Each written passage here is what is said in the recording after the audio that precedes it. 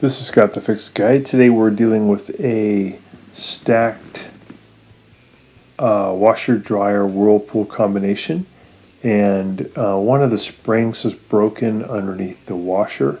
So we have removed the top panel and the front panel, and now we're removing the motor from the front left-hand side. And first thing we're going to do is, just since it's not even, is we're going to prop it up.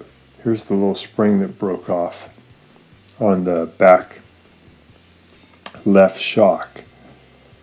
Probably got overloaded. So we're going to remove the motor. First we'll remove the water pump by taking the two clips off and then pulling it right off. And then there's 2 1/4-inch screws that we have to remove that are on a bracket that's holding the motor to the transmission. So we're going to zip those 2 off, one on the top, one on the bottom. And we'll pry off the little holder that holds the motor with a standard head screwdriver.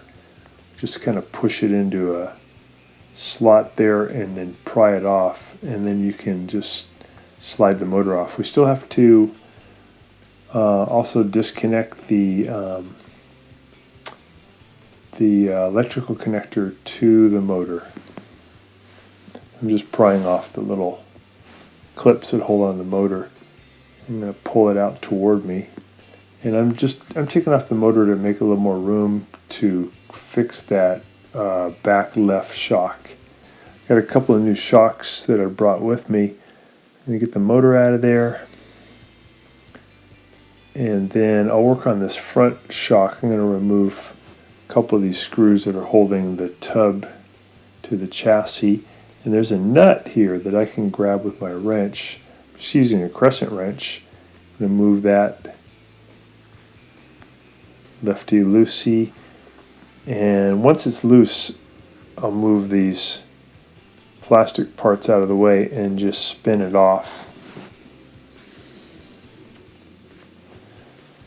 So there's a strut at the top that has a nut connected to it, and we're just loosening that nut, and then we can take this strut out from underneath the tub, and then the bottom of it's connected to the chassis or the frame, and that one we can't get off unless we tilt the machine back.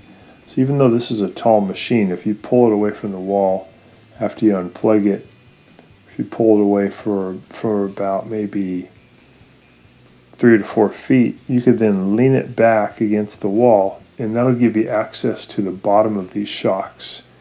I'm taking apart one of the brand new shocks so I can use just a part of it during the reassembly. So I took off the little screw that's holding it all together, and I'm spinning the strut away from the spring. I really just want the spring and the support underneath the spring, because that's the part that broke.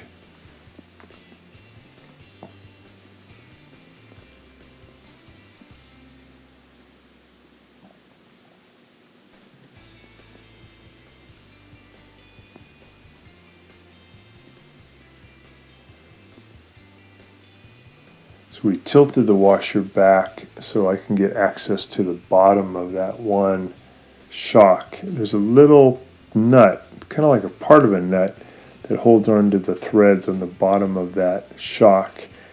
And I had to remove that with a pair of pliers. Now I can spin it off. So this is a brand new one. We're going to put that into the frame, and then we'll take that same little goofy remnant of a nut and spin it back on the threads. We'll get that shock on there tight. And we're going to do the same thing to the one in the back left. That's the one that broke initially. We have these little goofy nuts underneath the strut, and you can only describe them as being like part of what used to be a nut. And I just grabbed it with a pair of needle nose vice grips. And as I grabbed it, then I was able to spin off the shock.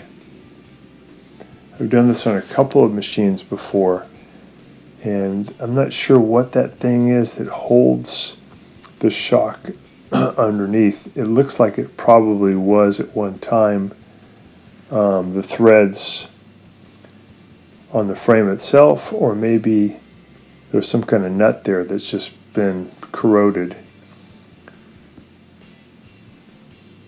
Here's that little thing. It does thread on, whatever it is. It's kind of like a little piece of a nut. So I'm going to put the new spring assembly in, and then from underneath I'll spin on that little quasi nut and get it tight. And then what I can do is I can bring the machine back down. Right now it's leaning back about 45 degrees. I've got the motor underneath it to protect me in case it were to fall. So I got everything back down and flat.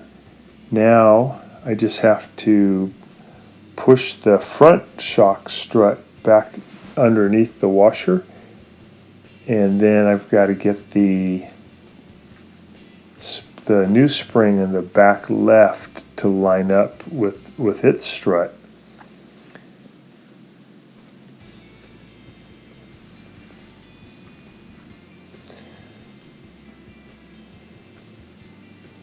So I'm going to push this thing back and then put it back up into the hole in the chassis.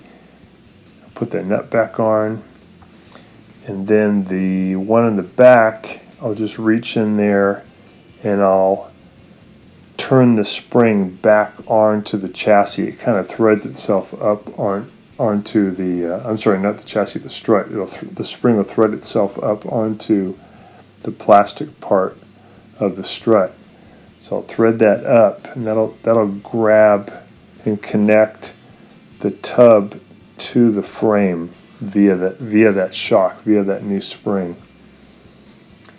And then I'm just going to turn these and get everything nice and level. I'll keep turning the front one and the back right, back left until it's nice and level. There we go, nice and straight. And then I'll just put all the panels back on and we're good to go. So thanks so much for watching, and please subscribe when you get a chance.